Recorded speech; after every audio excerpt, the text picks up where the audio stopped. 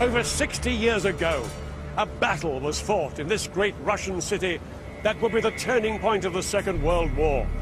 It was one of the longest and hardest fought battles of all time.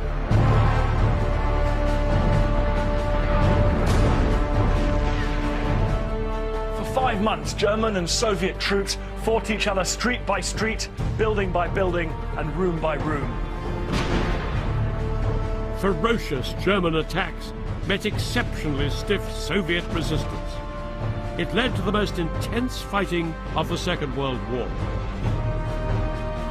I'll be revealing what it was really like for the soldiers on the ground.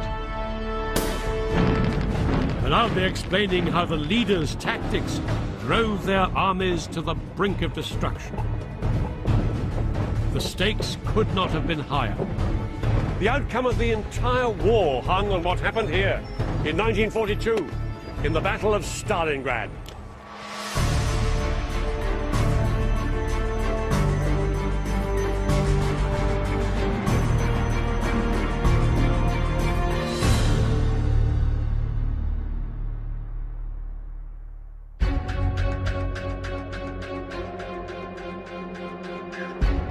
In the summer of 1941, the world was at war.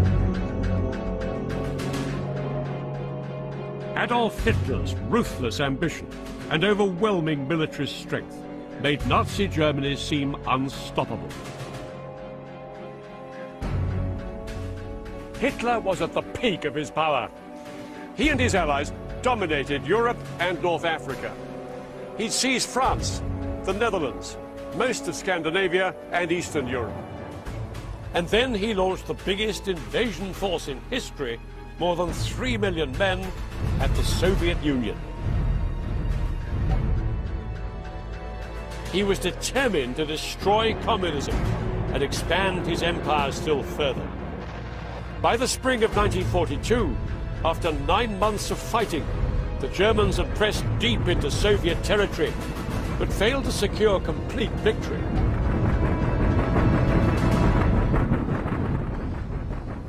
So in April, Hitler drew up a new battle plan. In the far south of the country, there were vast oil reserves, crucial to the Soviet war effort. Hitler wanted to stop the oil getting to Soviet troops and industry, first by preventing oil tankers transporting it up the river Volga, and then by seizing the oil fields themselves. Oil was the key to the war. Hitler knew Stalin would fight tooth and nail to protect his oil. Without it, the Soviet war machine would grind to a halt.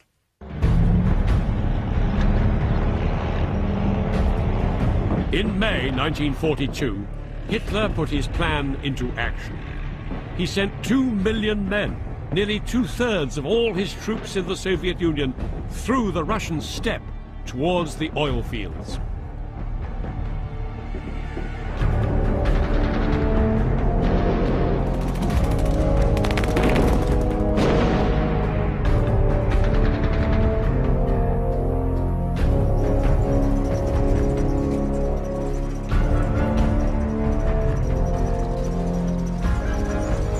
Sun beating down on them, the German troops sped across southern Russia. Despite pockets of fierce resistance, they seemed unstoppable. Some of them even felt like heroes, pioneers of a new empire for the German people.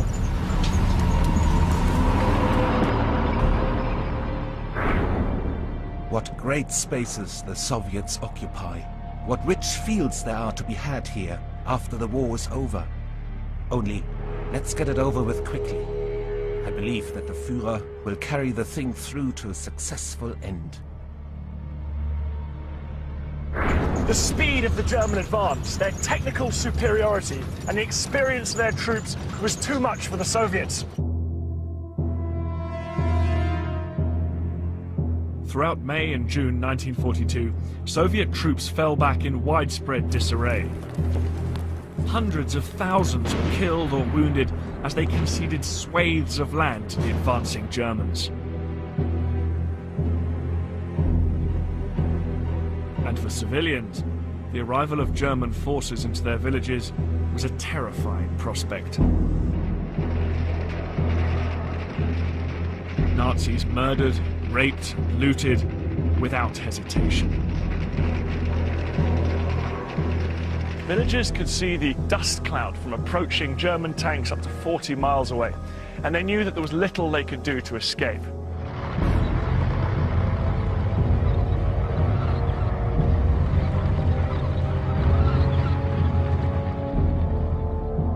Some were rounded up and transported to prison camps. Others were killed on the spot and their bodies discarded.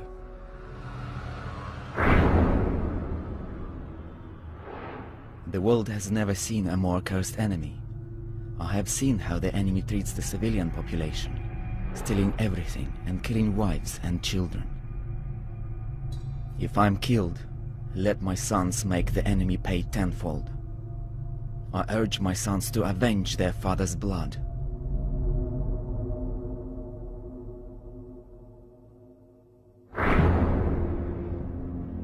Throughout June and July 1942, Hitler's generals reported German victories ever deeper into southern Russia. Hitler was so confident and impatient for victory that he decided to alter his plan of attack. Instead of trying first to block the Volga and then take the oil fields, he decided to attack both targets at the same time. One army would drive south to the oil fields. The other would seize a city on the banks of the Volga that would give them a stranglehold on the river's vital supply line. It was the city that bore the name of the Soviet leader himself. Its name was Stalingrad.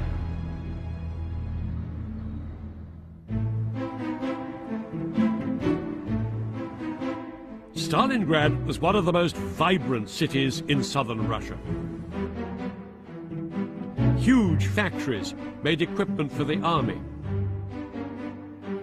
And workers could relax by strolling along the grand boulevards and parks leading down to the banks of the river. The city was the showpiece of the Soviet Union and its leader, Stalin. Joseph Stalin was a ruthless dictator. Stalin wasn't his real name, but it meant man of steel and fitted his terrifying reputation. His orders had led to the death of millions of Soviet citizens. He had absolute control over the Soviet war effort and was now increasingly alarmed by the German advance.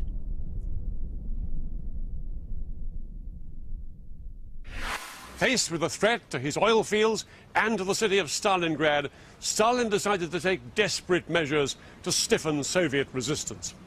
In July 1942, his order went out. From now on, there would be no step backwards. Surrender or retreat would not be tolerated. Deserters and cowards would be shot. Throughout Stalingrad, over 750,000 people were told to get ready for war on their doorstep. Anti-aircraft guns were placed on the high ground, and the civilians helped the military in the desperate attempt to prepare the city's defences.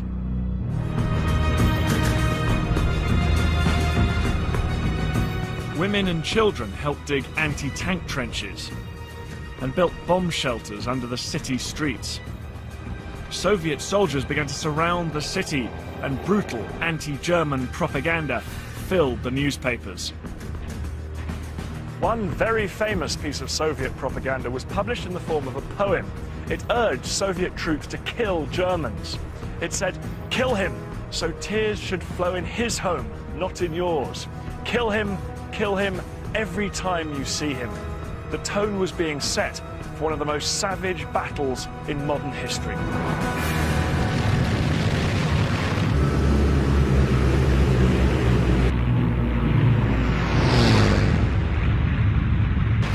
On the 23rd of August 1942, a colossal aerial assault on Stalin's city.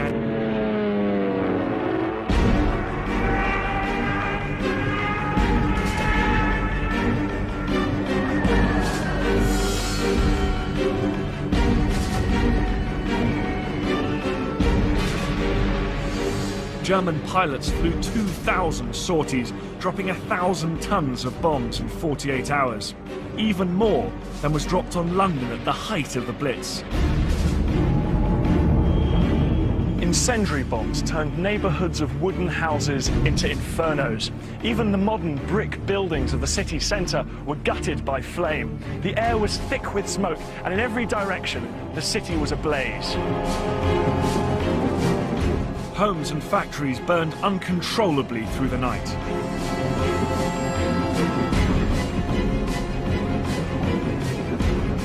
Bombs hit fuel storage tanks on the riverbank, unleashing torrents of burning oil onto the water. A column of black smoke rose over 3.5 kilometers into the sky.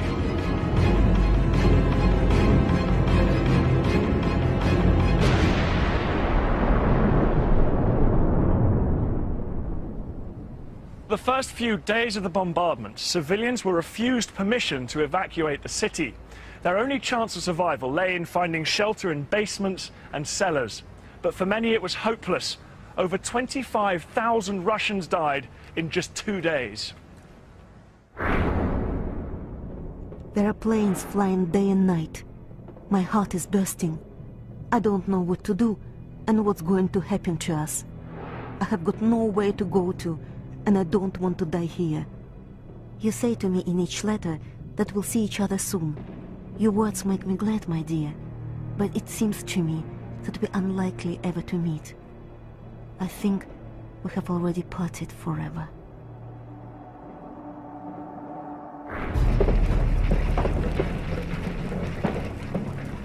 Stalingrad was all but destroyed. Its elegant avenues and grand buildings had been bombed to ruins. But the fight for Stalingrad was only just beginning. It was about to enter a new and even more deadly phase.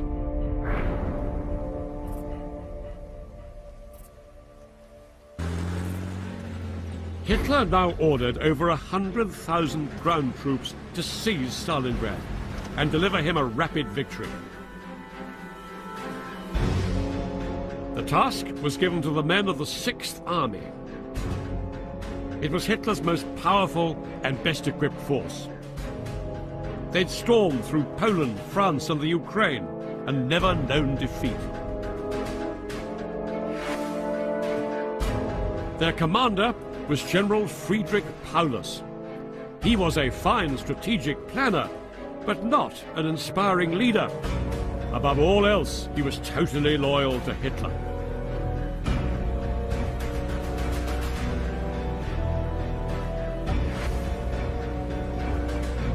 As his armies swept towards Stalingrad, Paulus set up his headquarters in this small village, 30 miles to the west of the city. Paulus understood his task very clearly. Hitler wouldn't be content just with occupying Stalingrad. He wanted it annihilated. All Paulus had to decide was his line of attack. Paulus cast his eyes over maps on this very table. In front of him, Stalingrad sprawled for 30 miles along the west bank of the river Volga. It divided roughly into 3 areas. A factory zone in the north here, a civic centre here, and residential suburbs further south. The Germans, shown here in blue, had reached the Volga to the north and to the south of the city. The Soviet Red Army had been pushed back and were now isolated and outnumbered 2 to 1. With the river at their backs, the Soviets were now entirely dependent on supplies and reinforcements being ferried across the Volga from the east bank to the west. Stalingrad looked easy prey for Paulus. Paulus's plan for a ground assault targeted 2 key landmarks in the city. The central landing stage, where the Red Army unloaded their supplies, and this prominent hill, Mamayev Kurgan. It was the city's highest point. If Paulus could capture this, his guns would have the river and most of Stalingrad in their sights.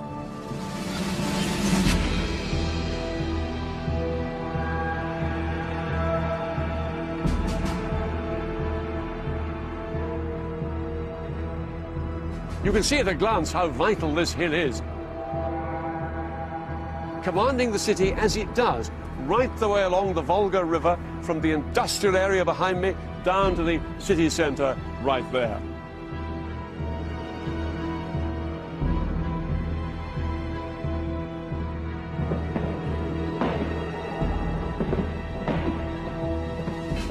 At dawn on the 14th of September, just 2 weeks after the Luftwaffe air raids, Paulus put his plan into action.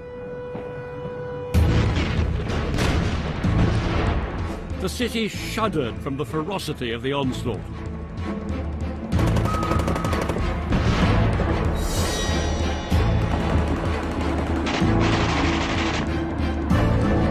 And with each passing hour, the Soviets were rapidly losing control.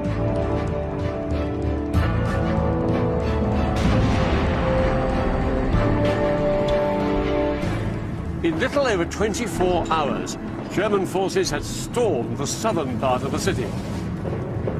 The main railway station was in their control, and the landing stage was surrounded and under heavy fire. Mamayev Kurgan, the city's highest point, was also under attack from the Germans. The main Soviet force defending the city was the 62nd Army, but it had been battered by air raids and was having difficulty holding off the German attacks. Its men were outnumbered, exhausted, and dispirited. But what they did have was a tough new commander. His name, General Vasily Chuikov. He was chosen for being a dogged and instinctive fighter with an almost unshakable nerve. But he knew his troops inside the city were on the verge of collapse.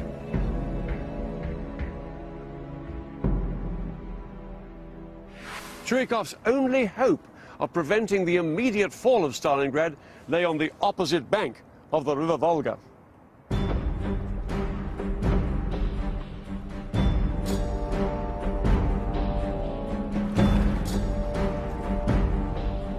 Here on the east bank, there were 10,000 Soviet reinforcements preparing to enter the city.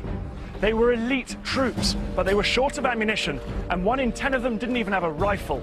Nevertheless, at 7 p.m., they received orders to cross.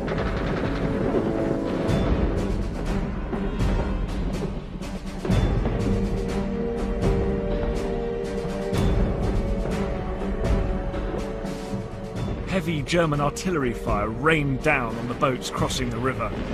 The water soon filled with burning debris and floating human remains. As the troops neared the shore, the scale of the devastation would have become clear. They would even have been able to smell the stench of corpses rotting in the summer heat. But there was no chance of turning back. Chuikov's reinforcements were thrown straight into the heart of the battle. Some stormed the shore and secured the landing stage. From there, they moved quickly through the streets in order to retake the main railway station. Others joined the battle for Mamayev Kurgan, where the fighting was increasingly ferocious.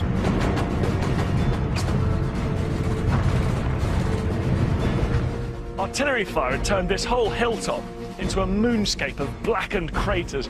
It was also deafeningly noisy. One Russian soldier compared it to having steel needles pushed through his eardrums into his brain. Bodies of the dead and wounded lay everywhere throughout the city. We're often sent into battle armed with nothing but our bare hands. And this is happening not just to our division, but to others too. People, hungry and exhausted, launch into battle with bare hands. That's how we are fighting. Things are bad.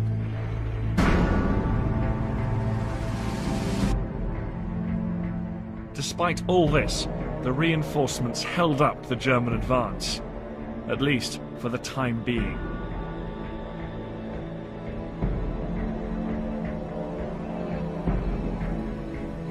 But it came at a terrible cost. 80% of those Soviet reinforcements were killed or wounded within a week.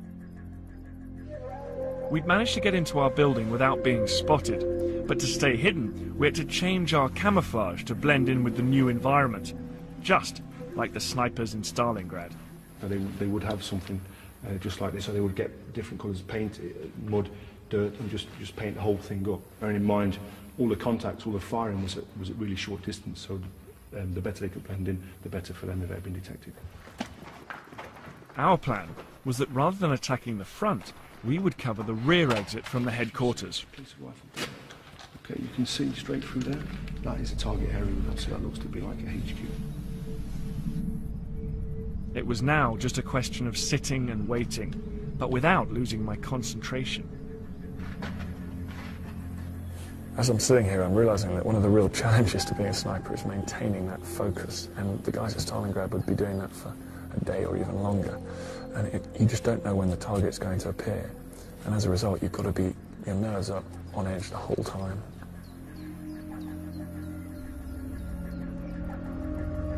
While we kept watch at the back, 2 more snipers, the rest of our team, climbed into position in a small building directly in front of their headquarters. But if they were in one of these buildings, they'd be using the shadow inside the building to hide themselves, set back from the window, nice and still.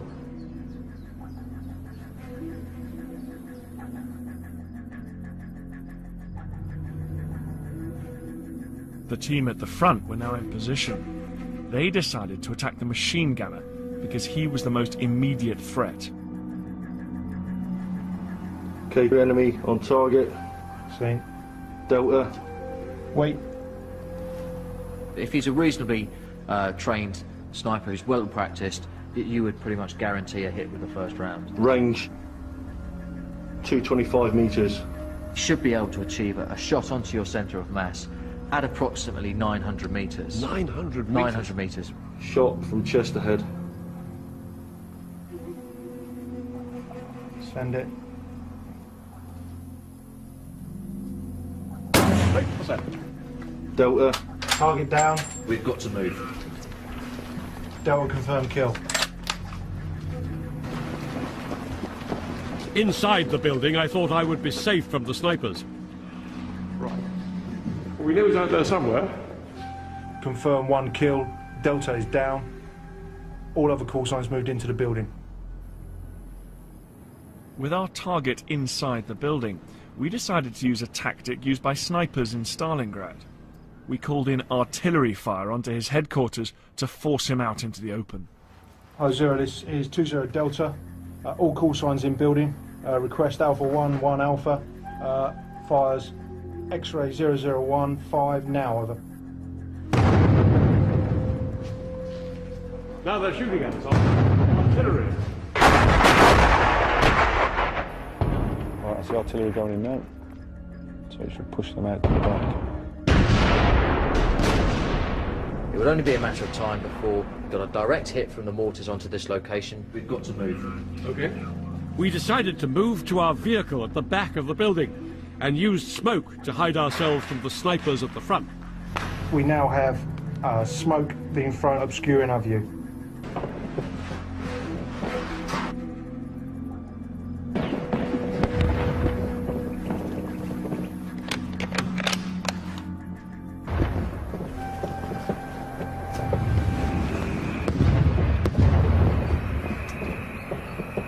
Mortar's coming rather close.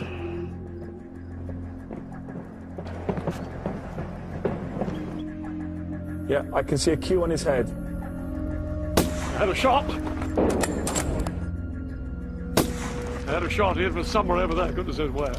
I think that might have been Dad. So that's me done for. Absolutely. Here they are. Hi, Dad. I had no idea where you were. No idea at all. We could see you. You sure you hit me? Absolutely. I mean, William was quite frightening because I had absolutely no idea where you guys were. It just demonstrates how a very small number of people lightly equipped can keep a serious command post in real trouble. Well, really, really quite terrifying it must have been. You don't see them at all.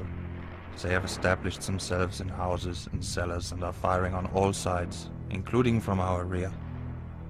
Barbarians. They use gangster methods.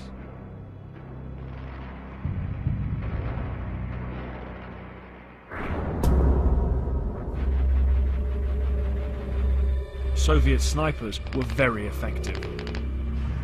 The German troops knew that if they broke cover, they risked being shot.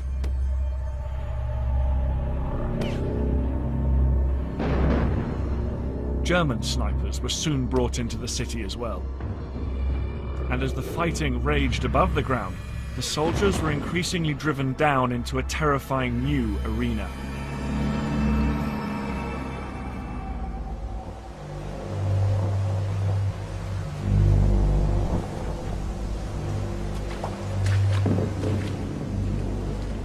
Troops on both sides began to fight underground.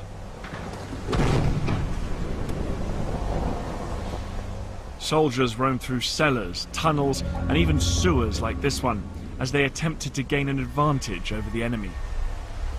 The German soldiers soon had a new name for this kind of fighting.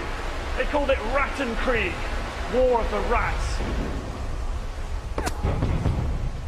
It was fighting of an intensity and terror unlike anything the soldiers had experienced before. It's hot, it's filthy, and it's stinking. And of course they knew that anywhere in the darkness, the enemy could be waiting for them.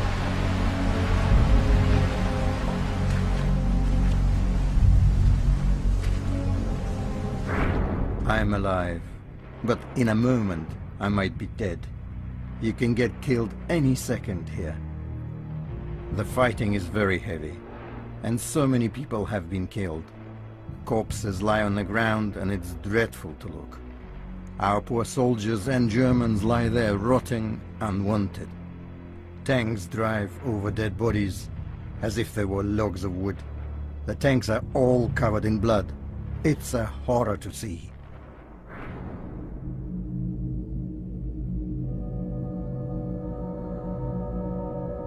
In mid-October, after over a month of fighting, buildings had been reduced to empty shells. Thousands of civilians were inside the city. Some stole food to survive, but many more died of starvation or from drinking polluted water.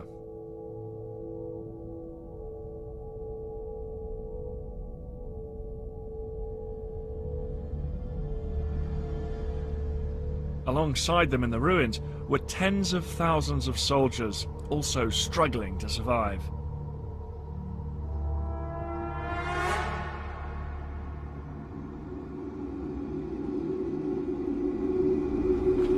The fight for Stalingrad had descended into a vicious series of battles over individual buildings, sometimes with the Soviets and the Germans on different floors of the same one. Troops could spend days trapped in a single room. In all the chaos, any sign of a clear front line simply vanished. But despite the tenacious Soviet defense, the Germans were increasing their stranglehold on the city. The landing stage, where vital Russian supplies were brought across the river Volga, remained under heavy German fire.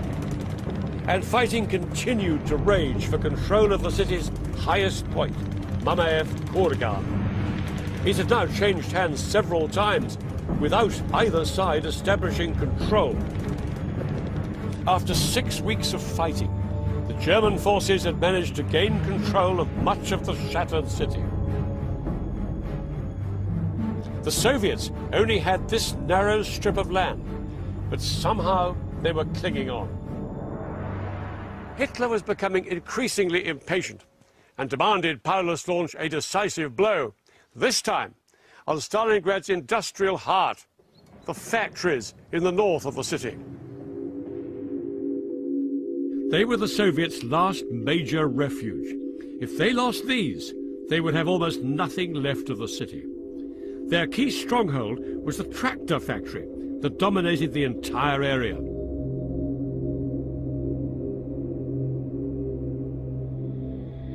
The factory had been converted to tank production to support the war effort, and despite the battle raging around it, tanks continued to roll out through its gates.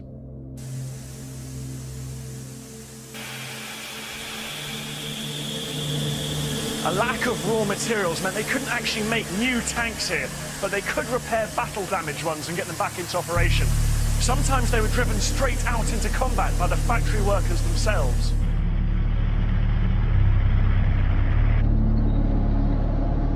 that was soon to end. On October the 14th, the attack on the factories began.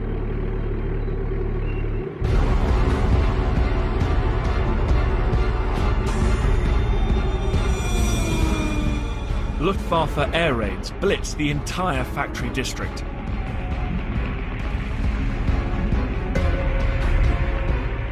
Planes flew 3,000 sorties a day, even more than in the original blitz on the city 7 weeks earlier.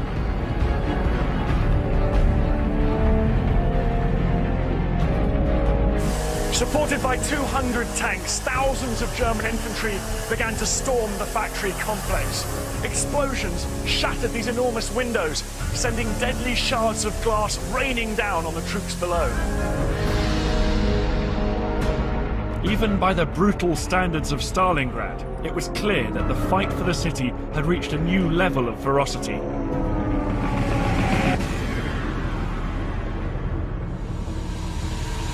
"8,000 Soviet commandos tried to defend the factory, but soon the walls were covered with blood. Over half of them were killed or wounded, including their commander. He was buried alive up to his neck in rubble when his command post received a direct hit. He was rescued a few hours later, but he collapsed in shock when he tried to tell General Chuikov what had happened. With the resistance in the factories crumbling, Chuikov realized that even he would now have to retreat. The German advance through the factory district forced Chuikov to pull his headquarters back here to the bank of the Volga. He was suffering severe casualties. More than a quarter of all his men had been killed or wounded since the attacks on the factories began. Units which had come to Stalingrad with 7,000 or 8,000 men were now down to a few hundred survivors. The Soviets were once again staring defeat in the face. The unrelenting German attacks had forced Chuikov's troops back into a handful of enclaves, only 200 meters, just over 200 yards deep in some places. One up here in the north. Another toehold in the factory area. And the larger area further south. Chuikov had lost 90% of Stalingrad, but still refused to admit defeat.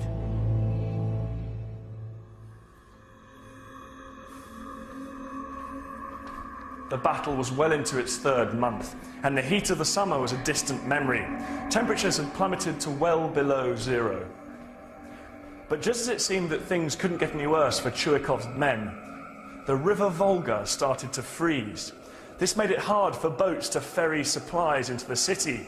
The men were cold, hungry, exhausted, and running out of ammunition. Everyone has lost the belief that we will hold Stalingrad. No, it's clear. We will not be victorious. Our poor motherland, you have been crippled and dropped into the abyss.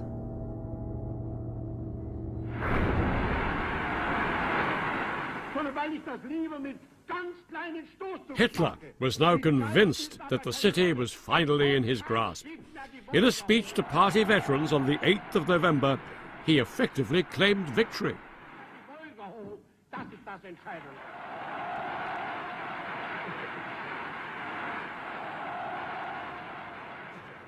But the Germans were in for a dreadful shock. Because while Hitler was obsessed with the fighting in the city, Stalin's high command had been planning a bold offensive that would change the course of the whole battle.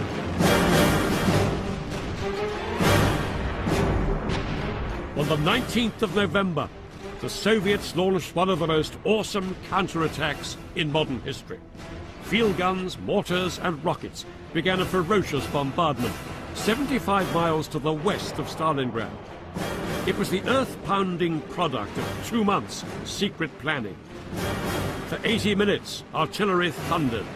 Then, at 8:40 a.m., they suddenly fell silent.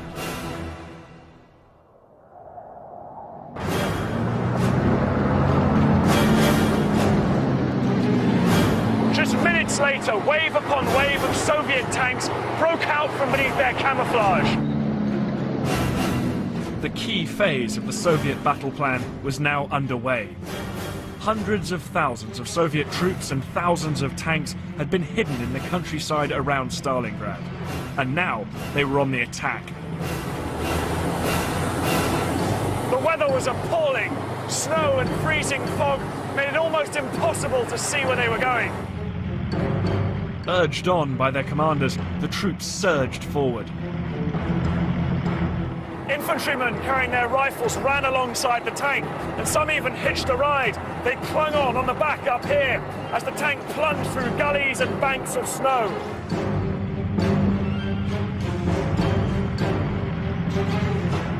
These men were leading a great Soviet comeback, thrusting deep into enemy-held territory.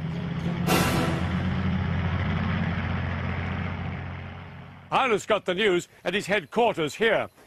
This is it on our map case, right here. The German front line ran from down here through Stalingrad in front of Paulus and right the way back to his rear. It was here in the north that the Soviets had mustered a massive force which had broken through behind Paulus. There was even worse news to come. Just 24 hours later, more Soviet tanks broke through the front line in the south and headed north to link up with the others. Soviet forces were closing like huge jaws around Paulus and his entire 6th Army. On the 24th of November, the jaws closed near the town of Kalach. The terrible reality dawned on Paulus. As many as 300,000 men in Stalingrad and the surrounding countryside were trapped in an area that became known as the Kessel, the German word for cauldron. The Soviet troops were jubilant. They had outwitted and outmaneuvered the Germans. Just 5 days before, the Soviets had been on the brink of defeat in Stalingrad. Paulus was stunned. No one had believed the Soviets had the strength to mount such a massive operation.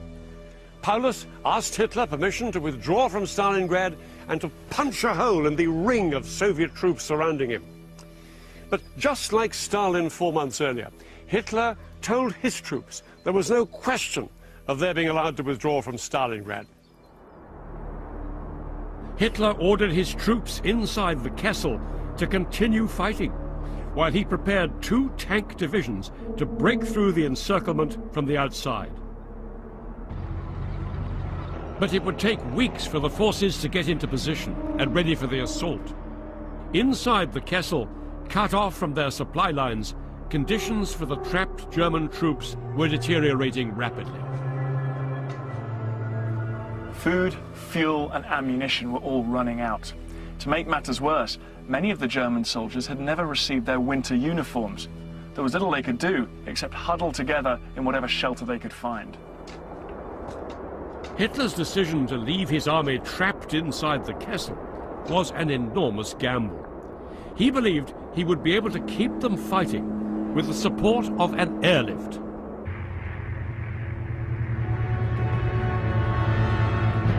Flying supplies into airfields in the Kessel was a huge undertaking. There were 300,000 troops trapped around here, and Hitler's staff calculated that it would require 800 cargo planes flying night and day. It was an extraordinarily ambitious plan, but the head of the German Air Force, the bombastic Hermann Göring, convinced Hitler that it would work. To succeed, they would need to land here at airfields in the Kessel an absolute minimum of 300 tons of supplies every single day.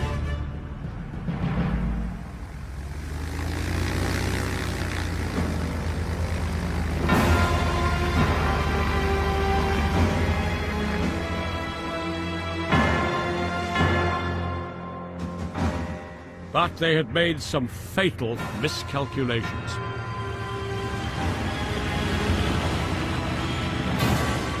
Within days of the airlift starting, it became clear that Hitler and Göring had massively overestimated the capacity of their air force to supply the 6th Army.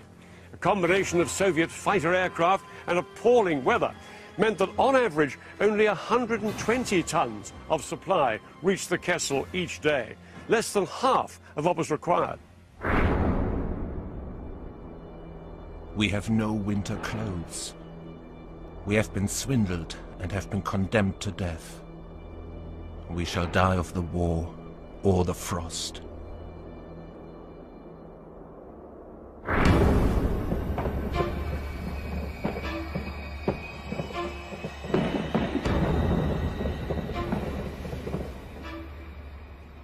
Inside Stalingrad, the fighting continued, and the Soviets unleashed a new kind of assault. Day and night, loudspeakers throughout the Kessel broadcast propaganda messages in German. They called Stalingrad a mass grave and urged German soldiers to surrender.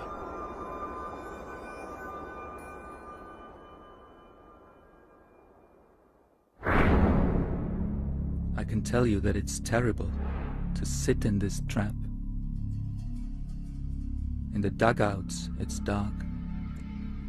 And outside, the temperature is -20 or 30. I can only say that if it wasn't for our strength of will and our inspiration in the fight for Germany, the whole business would have been broken long ago.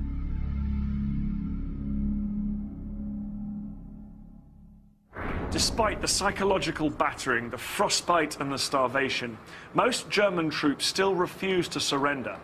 Some feared that they'd be tortured or shot by their Russian captors, but most simply refused to believe that Hitler would abandon them. Then, at long last, a rumor went round that salvation was on the way.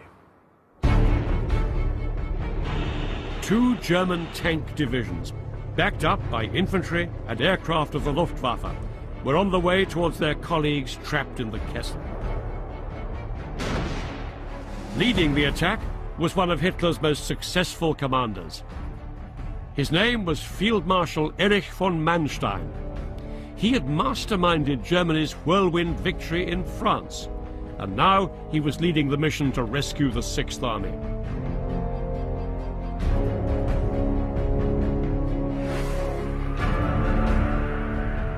With the airlift failing, everybody realized that this was the last chance for the starving troops. Manstein's tanks had to break through the front line, which was now down here, and then fight their way across the Soviet-controlled territory surrounding the Sixth Army. The German troops surged forwards towards their stranded colleagues. But within days, the Red Army intercepted the German advance 30 miles short of the trapped Sixth Army.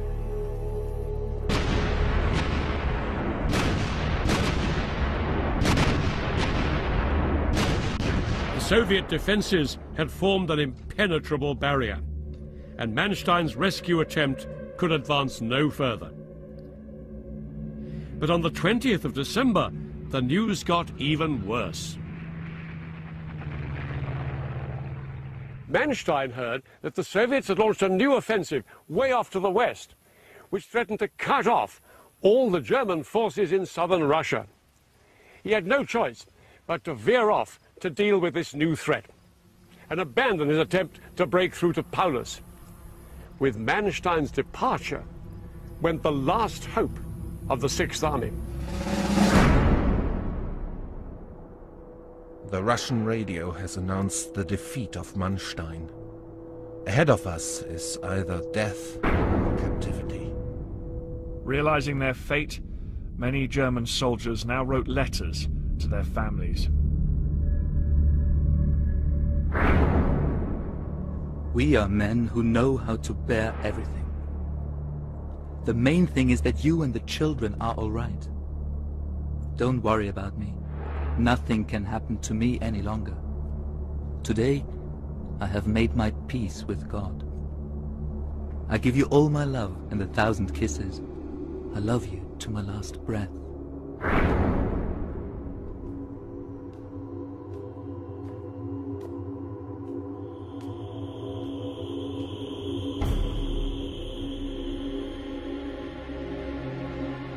6 weeks into the encirclement, Soviet planes dropped thousands of leaflets into the Kessel. They promised the Germans safety, food and medical attention if their commander conceded defeat. But the message ended with a chilling warning. If surrender was rejected, everyone inside the Kessel would be wiped out.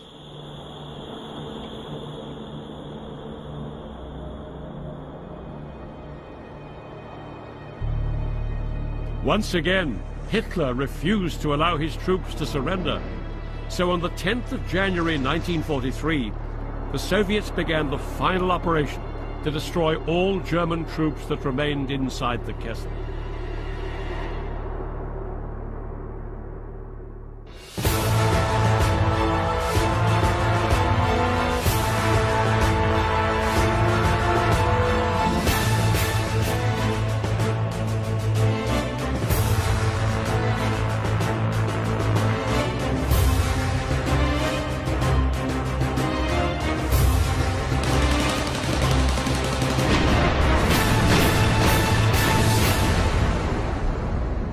Frozen, weakened by starvation and exhausted, the Sixth Army was no longer capable of defending itself properly. The only chance of escape was to make it to one of the 2 airstrips inside the Kessel and try to squeeze onto a plane. This is all that remains of Gumrak airfield, just west of Stalingrad. It's difficult to imagine a scene of chaos and desperation here in the new year of 1943. Everyone knew that each plane leaving here could be the last, and people were crushed in the fight to get aboard. Some desperate men even clung to the wings of taxiing aeroplanes, but as the pilots accelerated, one by one these men tumbled to the ground.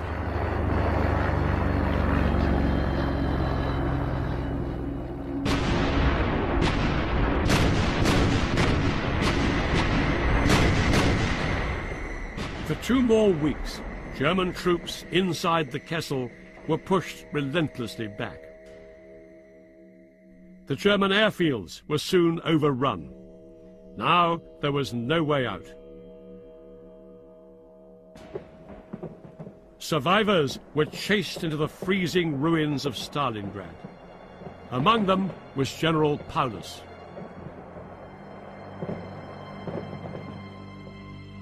Paulus moved his headquarters to the basement of this shop in the city centre.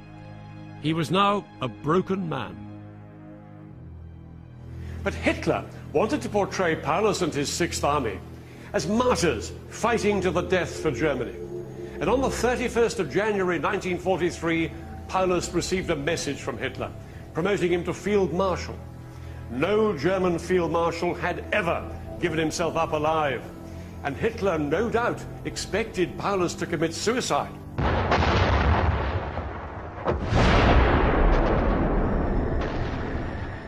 Within hours, Soviet troops had surrounded Paulus.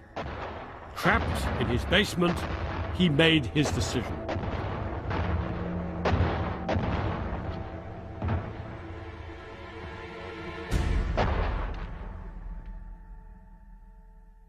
At 7:45 a.m. on the 31st of January 1943, Paulus chose not to commit suicide, but to surrender himself. Under armed guard, he was taken to a house on the outskirts of the city. 2 days later, after 5 months of horror, the fighting finally ended.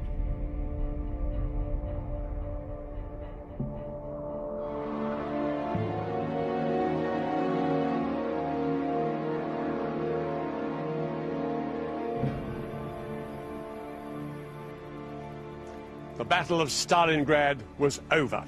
The whole world had witnessed a catastrophic defeat for Hitler's Nazi empire. And for the Führer himself, it was a personal disaster. He'd been totally committed to victory and was now utterly humiliated. The aura of invincibility that had surrounded Hitler's army for so long was gone forever.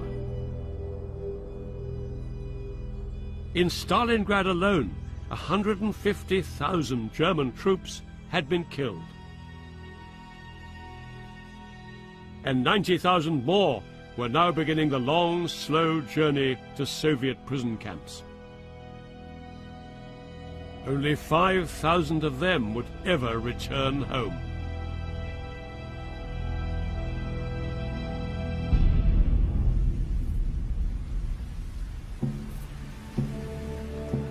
In this grassy field, on the outskirts of the city, was one of the last German command posts.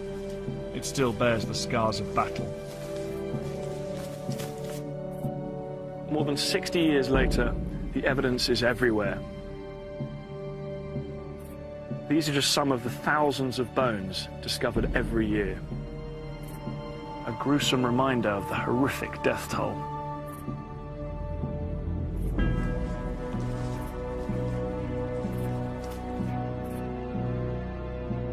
Although his city lay in ruins, Stalin had won.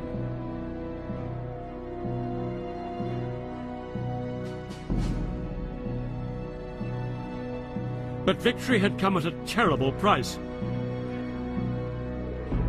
The Soviets lost more men and women during the Stalingrad campaign than Britain and America lost during the entire war.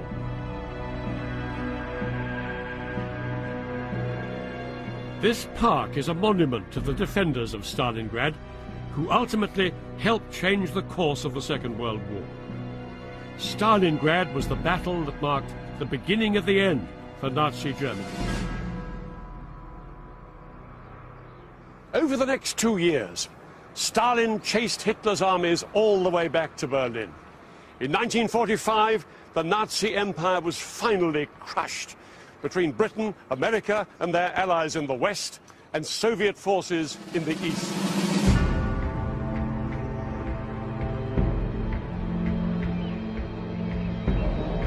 The irony is that Stalin went on to replace one oppressive empire in Eastern Europe with another of his own. And the Soviet Union, which had been the West's ally during the Second World War, became its bitter opponent during the Cold War, which lasted another half-century.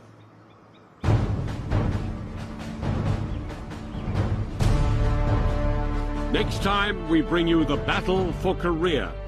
I'll be describing the enormous shifts in the fortunes of the United Nations allies as they fought against a communist enemy. And I'll be telling the story of what it was like for the ground troops when these two very different armies clashed. In 3 long years of war, one of the most decisive battles was fought here. It was the Battle of the Imjin River. Into action. He sent 2 million men, nearly 2/3 of all his troops in the Soviet Union, through the Russian steppe towards the oil fields.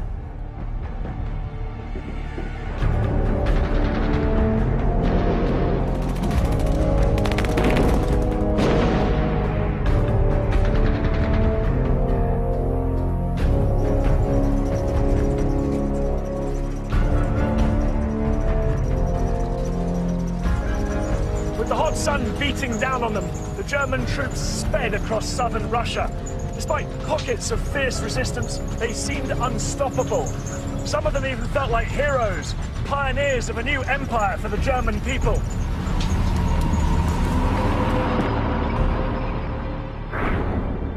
What great spaces the Soviets occupy. What rich fields there are to be had here after the war is over. Only, let's get it over with quickly. I believe that the Führer will carry the thing through to a successful end. The speed of the German advance, their technical superiority, and the experience of their troops was too much for the Soviets. Throughout May and June 1942, Soviet troops fell back in widespread disarray. Hundreds of thousands were killed or wounded as they conceded swathes of land to the advancing Germans. And for civilians, the arrival of German forces into their villages was a terrifying prospect.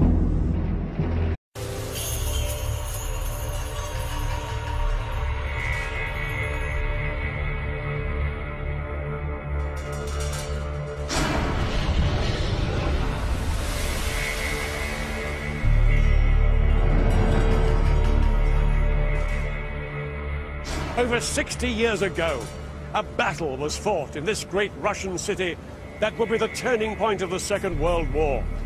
It was one of the longest and hardest fought battles of all time.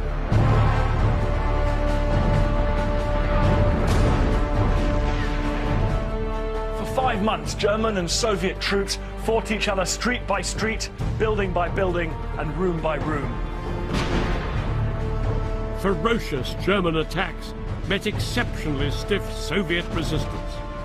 It led to the most intense fighting of the Second World War. I'll be revealing what it was really like for the soldiers on the ground. And I'll be explaining how the leaders' tactics drove their armies to the brink of destruction. The stakes could not have been higher. The outcome of the entire war hung on what happened here in 1942, in the Battle of Stalingrad.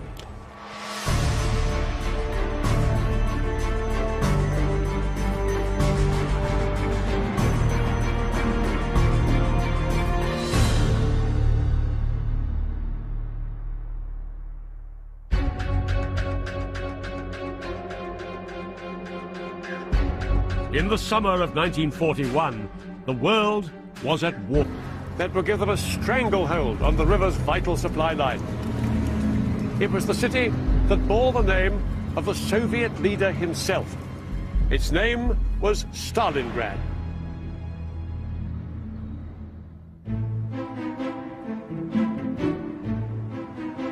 Stalingrad was one of the most vibrant cities in southern Russia. Huge factories made equipment for the army. And workers could relax by strolling along the grand boulevards and parks leading down to the banks of the river. The city was the showpiece of the Soviet Union and its leader, Stalin. Joseph Stalin was a ruthless dictator. Stalin wasn't his real name, but it meant man of steel and fitted his terrifying reputation. His orders had led to the death of millions of Soviet citizens. He had absolute control over the Soviet war effort and was now increasingly alarmed by the German advance.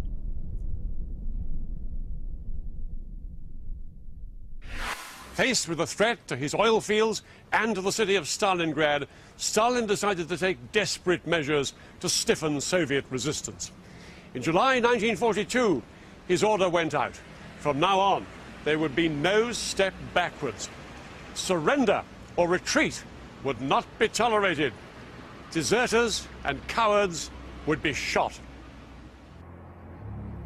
Throughout Stalingrad, over 3 Nazis murdered, raped, looted, without hesitation. Villagers could see the dust cloud from approaching German tanks up to 40 miles away, and they knew that there was little they could do to escape.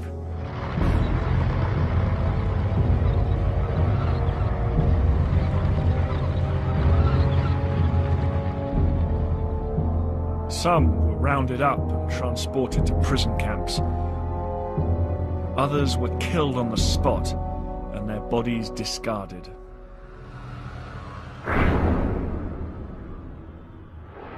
The world has never seen a more cursed enemy.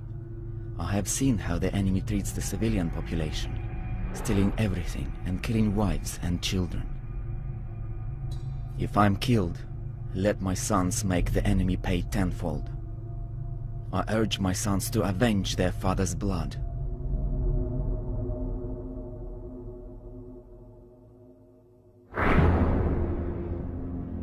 Throughout June and July 1942, Hitler's generals reported German victories ever deeper into southern Russia. Hitler was so confident and impatient for victory that he decided to alter his plan of attack. Instead of trying first to block the Volga and then take the oil fields, he decided to attack both targets at the same time. One army would drive south to the oil fields, the other would seize a city on the banks of the Volga. Adolf Hitler's ruthless ambition and overwhelming military strength made Nazi Germany seem unstoppable.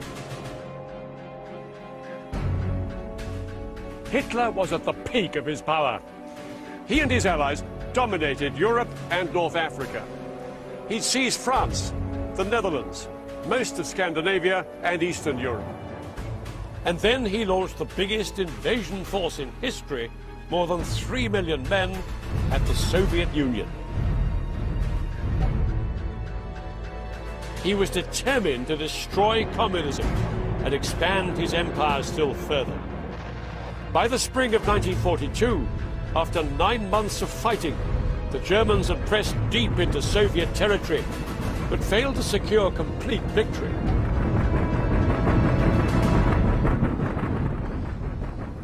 So in April, Hitler drew up a new battle plan. In the far south of the country, there were vast oil reserves, crucial to the Soviet war effort.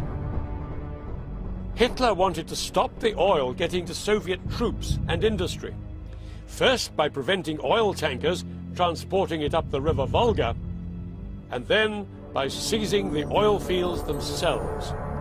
Oil was the key to the war. Hitler knew Stalin would fight tooth and nail to protect his oil. Without it, the Soviet war machine would grind to a halt.